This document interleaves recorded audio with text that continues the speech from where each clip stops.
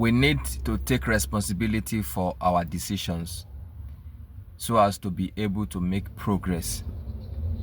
If we keep blaming others for the result we have, we would keep having the same result, because the result we have is dependent on the decisions we make. Even when we cannot control what others do, and most time we cannot control what others do, but what we do have control over is what we do in response to what others do. When we take stock of our life and we see areas that we need to make progress on, it is time to take responsibility and ask the right questions. What happened? Why did it happen? And what is the way forward? So in recent time, I needed to ask myself what happened over the last 10 years. And this video is sharing what happened over the last 10 years and what I have learned, what I didn't do well, and what I needed to do well or better in the next 10 years. So if this video resonates with you, I need you to stay with me. Let us take a stock of the last 5 years and 10 years and let it give us an insight, or let's give us a clue on how to better strategize for the next 5 years and the next 10 years.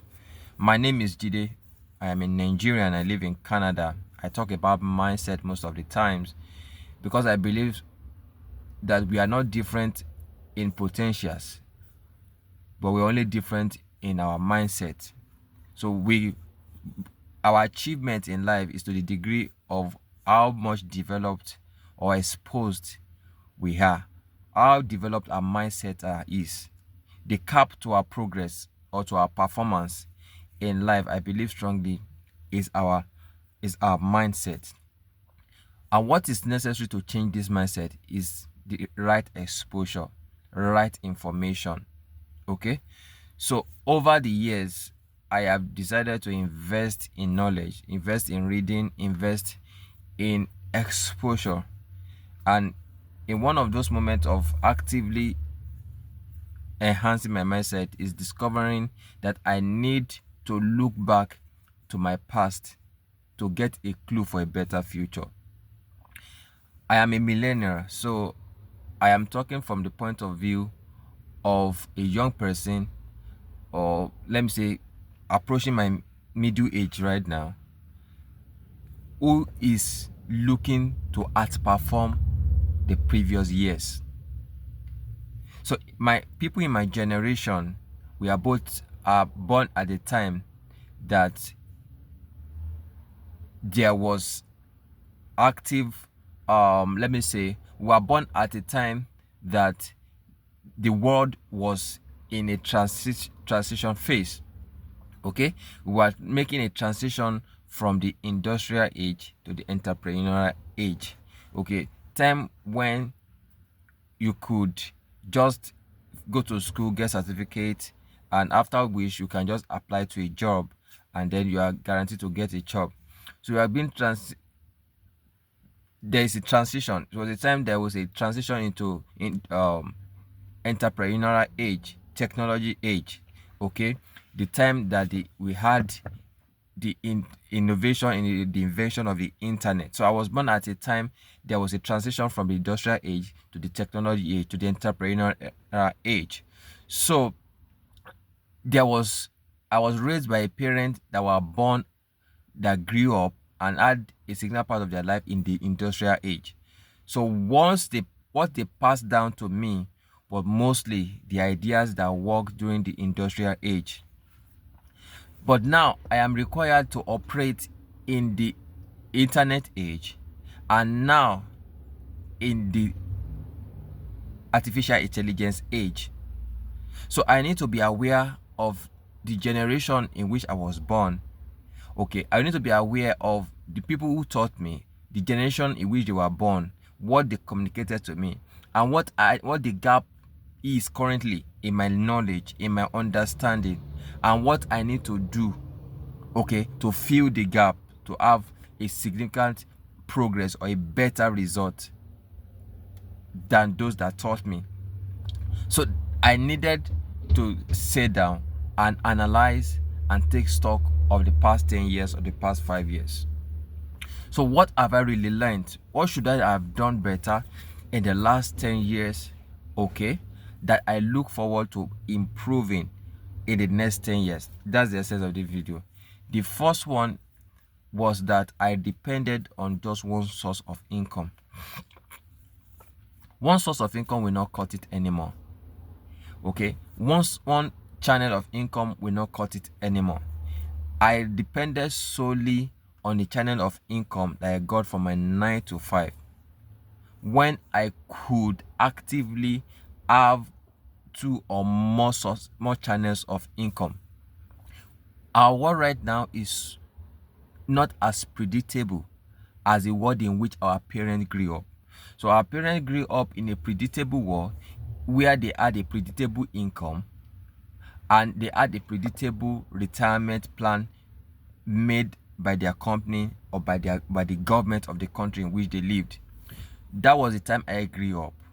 I was taught by parents who grew up who had their life at that time. So that's what they communicated to me. That was a strategy they created for me to also function in. However, that has changed.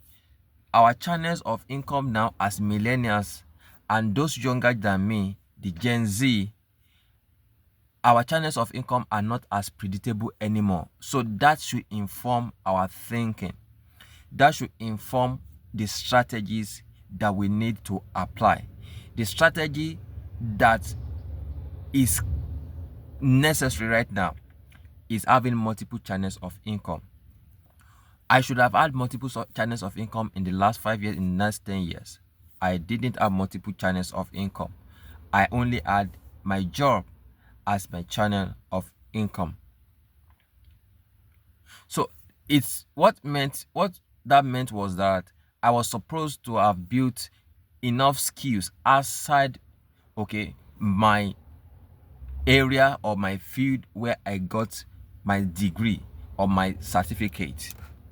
Okay, so I discovered that I was struggling financially, but I didn't have enough push to diversify my source of income. These are the days, okay, these are the days of massive company layoff. Okay, recently Microsoft laid off over 7,000 people, staff, workers, not because they had poor performance or they were incompetent. They were just laid off. Okay, it was a no-cost layoff. Okay, things like that happen. The technology company, the big corporations are laying off people in their numbers, okay, just to keep the numbers, okay, just to achieve a certain certain to maintain a certain number on their balance sheet. That's what it is now. Financial institutions in Canada are silently laying the staff off. Some are requiring their remote workers to come back to work, okay, and the notice for such was very short. So indirectly, they were trying or finding a way to lay off people without having to lay them off upfront. So stable jobs that used to be stable are no longer stable. So I am a risk-based thinker. If that is the case, I need to diversify my sources of income, my channel of income, to reduce my risk of being laid off, to reduce the risk and the impact of being laid off on my finances.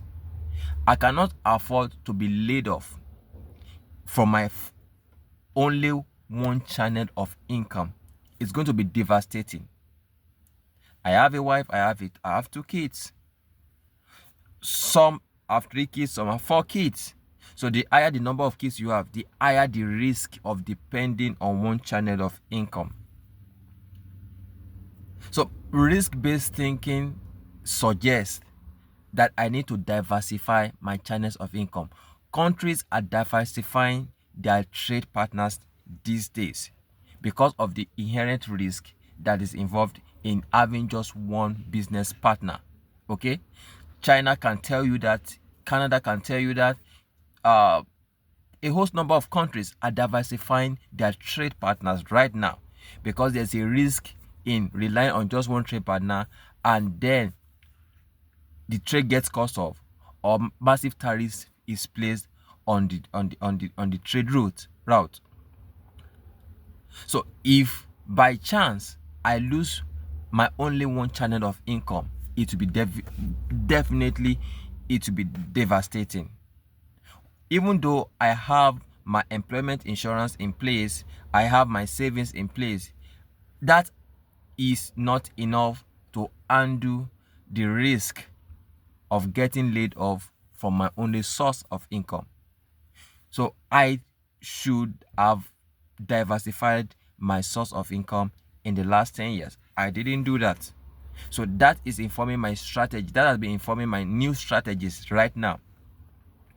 Okay? So I should have diversified. So for me, diversifying my streams of income is a significant strategy going forward. That's what I picked for my last 10 years. The second thing is that I should have built enough network. I'm a reserved personality. I am both melancholic and phlegmatic. Those personalities don't network easily. Networking doesn't come easily, or let me say, it doesn't come naturally to people of my personality. But I allowed the weakness of my personality to take me over, to supersede the need, to network for the past 10 years. So I discovered that going forward, I needed to make strategic partnership, network with people, make new friends in new industries who have different exposures from mine. We cannot have the same perspective. There are unique perspectives that I needed to see life from, which made me more stable in my career, in my finances, with my business. So I needed other people's view, other people's perspective to be balanced. So that's the beauty of living with people, networking with people. When we network with people, we get to find new ways of doing things, new perspective, new thinking that challenges our thinking. Sometimes we always bask, or let me say, we always glorify our own idea, even though they are not tested ideas.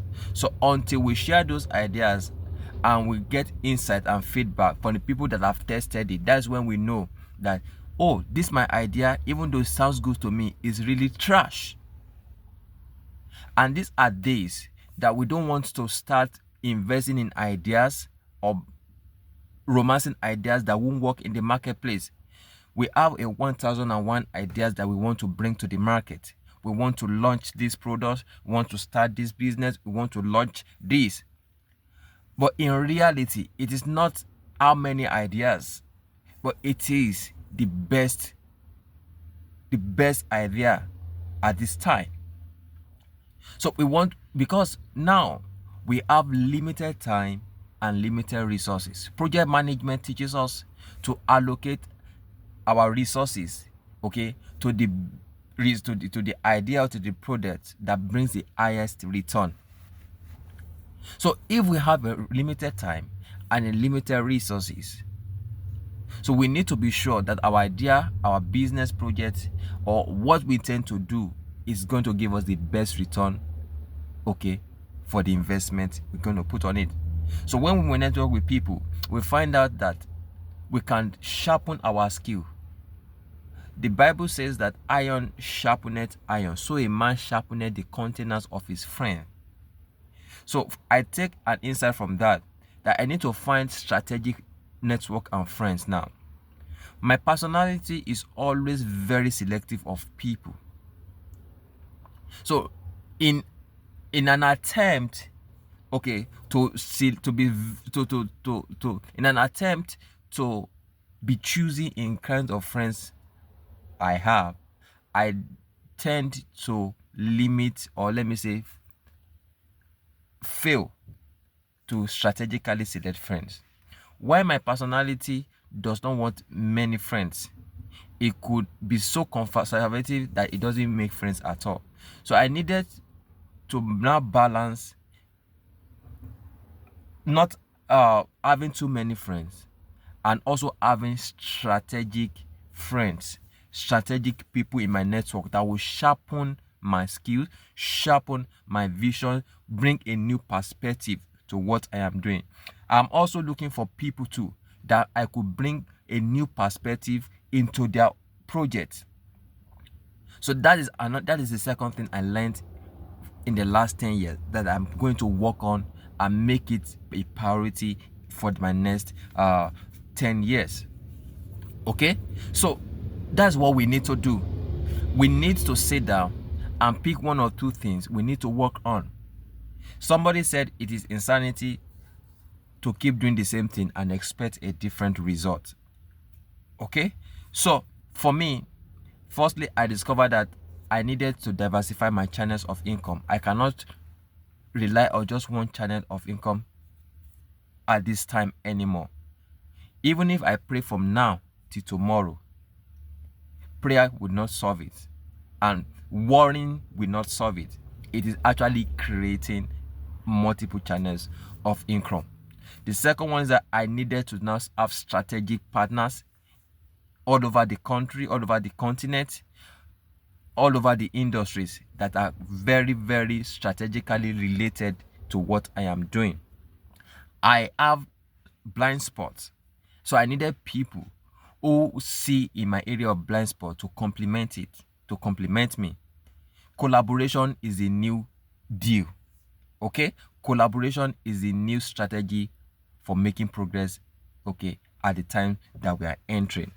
So it is not about competition, it's strategically collaborating. So that is the second lesson I learned. The third lesson that I learned from my past 10 years that I'm taking to my next 10 years is saving and investing strategically. We cannot grow wealth without saving and investing wisely. Now I understand. Some of us, it is not really because we didn't have the intention of investing. Some of us really actually made progress, or let me say made effort in investing, but we lost money in our investment. In the last past 10 years, I could count one or two or three wrong investments that I made that made me lose money. So some of us that do not have that we have not really taken time to look into investment, it's not really because we do not have passion for investment. It is because we have made investment in the past and we have lost money, and that therefore has shut down our desires or our plans going forward to make investment. But I want to tell you that this is one of the lessons of life that we need to learn from. Ask the right questions. The way forward is not to keep ourselves from future investment. The best way to go about it is to ask questions. What happened? Why did it happen? So in my own case, I discovered that I didn't make investment based on sound understanding of the investment I was investing in. I made investments in unrealistic projects. For example, I was promised to get an annual return of 50% in an investment. At that time, 50% sounds so good and it was something I would want to get. But now I know better. I know that the higher the return of an investment, the higher the risk. The higher the return on an investment, the higher the potential to lose all the investment. Now I have learned that it is not how high sounding or how good the investment sound. It is whether it has a track record. It has an history of performance. Now I look at investment differently because I have acquired more knowledge about the investment I should be doing. I will not listen to a friend or a family come to me and tell me to put my money in an investment. I will have to do my own personal research and look into the numbers. So if the numbers do not agree with my strategy, I do not invest in it, even though the person that brought me the suggested investment is a close person. There are so many friends and family members and colleagues, okay, that really meant well for us. They want us to make investment and have better financial life, and we have those friends in our life, those family members. But come to think of it, quite a number of them do not have financial education.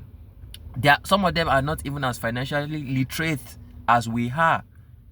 So they make suggestions based on their feelings, based on their emotions. And what I have discovered is, when it comes to investing, when it comes to finances, emotion has nothing to do about it. It is numbers. If the numbers are not good enough, it is not good enough for me to invest in. No matter how much, or let me say, no matter how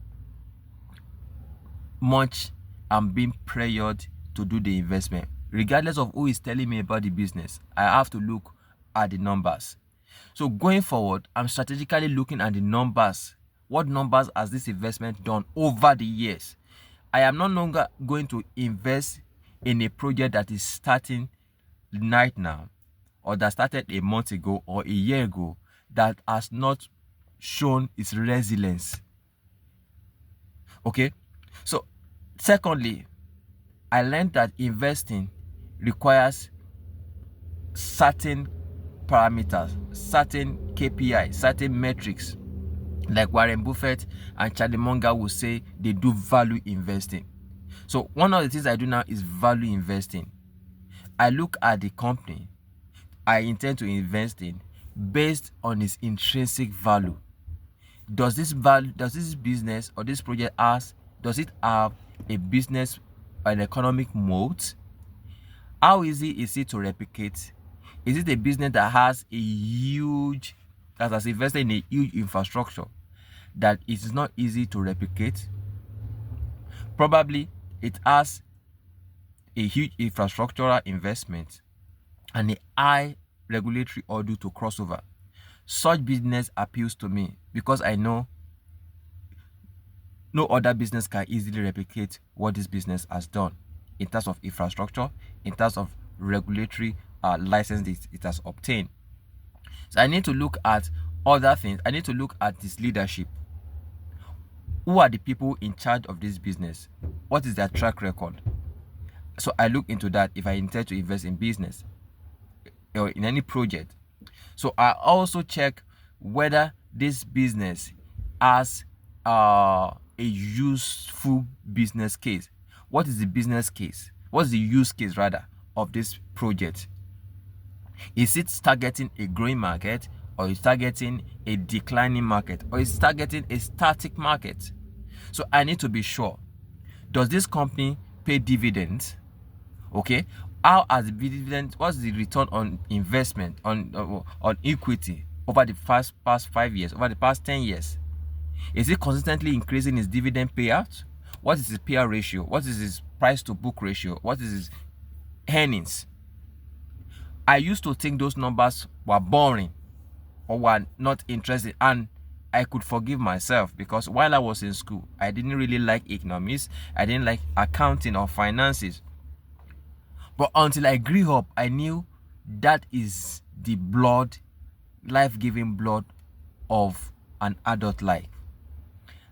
An adult at our time requires to have financial knowledge. Financial knowledge is not only required by accountants or by entrepreneurs. It is a world now that each person needs to be as knowledgeable in finance as an entrepreneur or as an accountant or an economist, because it takes knowledge.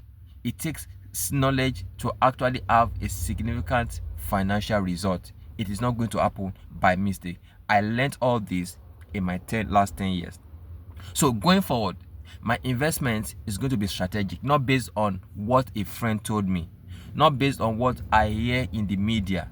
I need to check myself. I need to have